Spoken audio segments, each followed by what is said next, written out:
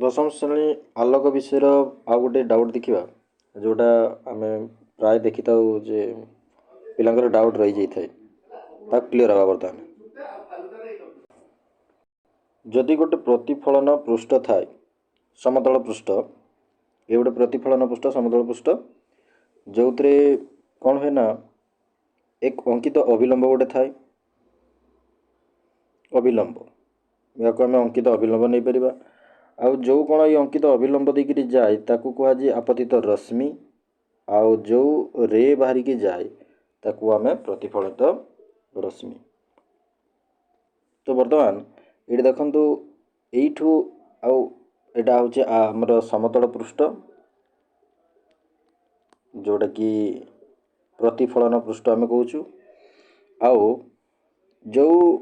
रे आम पठेलु एटा गोटे जेकोसी आलोक सोर्स हो पारे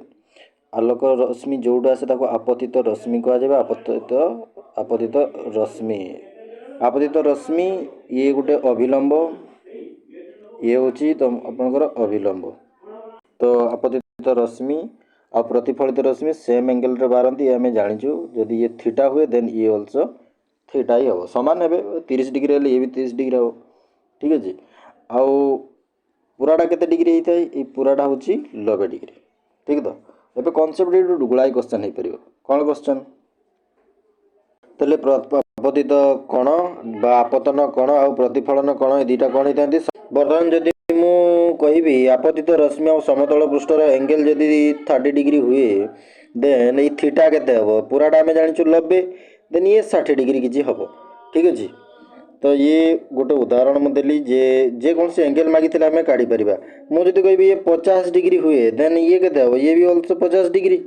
ठीक तो ये 50 डिग्री हुए बोली कहि परिबा कारण रूल अनुसार प्रतिफलन आपतन कण आ प्रतिफलन कण दुटा सामान ही रूल अनुसार आ गोटे समतल रे अंकित अभिलंब हो आपतित रश्मि हो प्रतिफलित रश्मि सब गोटे ही पॉइंट रे सब मिट होती। चलो ये दुईटा नियम थिला जेटा कि कहुच्छी या क्वेश्चन केमती हो पार क्वेश्चन गोटे आम देखा बर्तमान क्वेश्चन जब देदेव प्रतिफलन पृष्ठ आपतन कण 30 डिग्री हेले आपतन रश्मि और प्रतिफलन पृष्ठ मध्य केते डिग्री कण उत्पन्न हम तमें आम चित्र बनवा बर्तमान जो जो प्रतिफलन पृष्ठ बनईदेली गोटे अंकित अभिलंब बनईदेली देन दुईटा जो आमर एंगल अच्छी ताकू भी बनईदेली। तो बर्तमान से कही कौन देखो ना ये देखो जे आपतितन रश्मि और प्रतिफलन पृष्ठ आपतन रश्मि कहले एटा प्रतिफलन पृष्ठ कहले एटा एमानका मध्य केते डिग्री एंगल हम अर्थात यही एंगलटा मागिची देइची कौन आपतन कण अर्थात यही एंगलटा 30 डिग्री देइची आम जाचु ये 30 हेले ये 30 हुए आमर ये नबार दबार नहीं आमर दरकार यही एंगलटा केते हम आम जाचु पूराटा केते पूराटा 90 हुए पूराटा जदि 90 देन ये 60 डिग्री हम देन यही कणटा होता है 60 डिग्री। तो यार आंसर है 60 डिग्री किसी ठीक अच्छे। ये गोटे कनसेप्ट थिला जहाँ आम क्लीयर हेलु या भी आहरी क्वेश्चन हो पार ठीक अच्छे।